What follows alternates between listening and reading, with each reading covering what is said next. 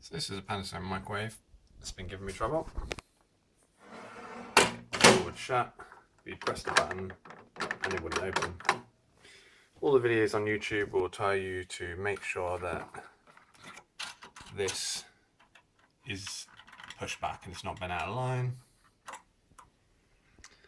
And they'll tell you the check mechanism down here. And the switch there, the little red micro switch you'll see when it opens.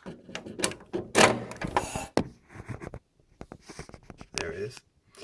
But if all that is working, as it was in my case, you will sit there and wonder why it's not working, what's gone wrong. Well,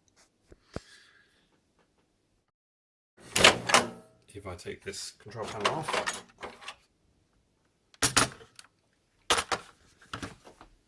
everything looked in one piece.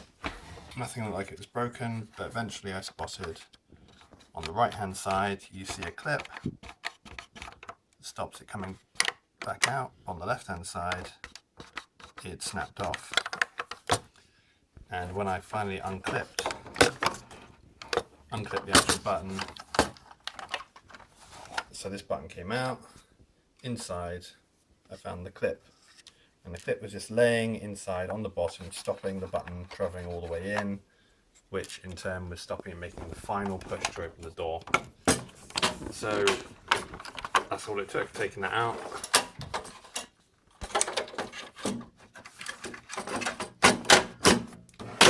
And now it works fine. Job done.